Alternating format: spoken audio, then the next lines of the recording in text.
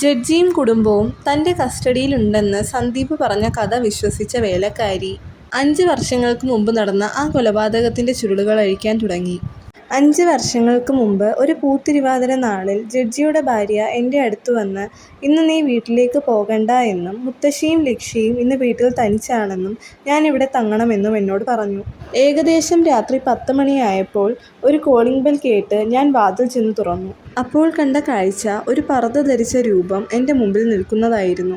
അവരാരാണെന്ന് ചോദിക്കുന്നതിന് മുമ്പ് തന്നെ എന്നെ തള്ളിമാറ്റി അവർ ലക്ഷ്യയുടെ മുറിയിലേക്ക് കയറി വാതിൽ കുറ്റിയിട്ടു.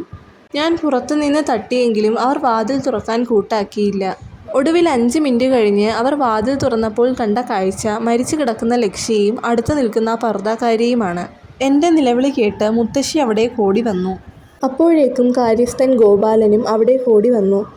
എന്നാൽ ഈ പർദ്ദ ധരിച്ച രൂപം അപ്പോൾ തന്നെ മുത്തശ്ശിയും ഗോപാലനെയും വെടിവെച്ച് വീഴ്ത്തി. പിന്നീട് അവർ എൻ്റെ നേർക്ക് തിരിഞ്ഞെങ്കിലും ഞാൻ അവിടെ നിന്ന് ഓടുവാൻ തുടങ്ങി.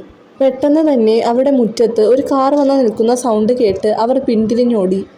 വല്ലവിധേനയും രക്ഷപ്പെട്ട ഞാൻ എത്രയും പെട്ടെന്ന് ഓടി എൻ്റെ വീട്ടിലെത്തി എൻ്റെ മോളോട് കാര്യങ്ങൾ മുഴുവനായി വിശദീകരിച്ചു. അങ്ങനെ എൻ്റെ മകളുടെ നിർദ്ദേശപ്രകാരം ഞാൻ ജഡ്ജിയെ വിളിച്ചു.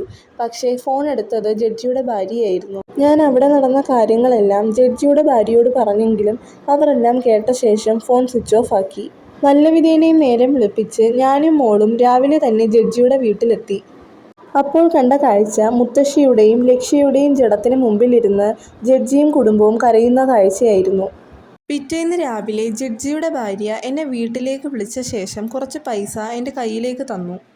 അതിനുശേഷം അവർ ഞാൻ ഇന്നലെ ഇവിടെ കണ്ട കാഴ്ചകളൊന്നും ഇവിടെ ആരോടും പറയരുതെന്നും ആര് ചോദിച്ചാലും കാര്യസ്ഥൻ ഗോപാലൻ ഇന്നലെ രാത്രി മകളുടെ ഭർത്താവ് മരിച്ചതിനാൽ ബോംബെയിലേക്ക് പോയെന്നും ഞാൻ ഇന്നലെ രാത്രി ഇവിടെ ഇല്ലായിരുന്നു എന്നും പറയണമെന്നവർ പറഞ്ഞു.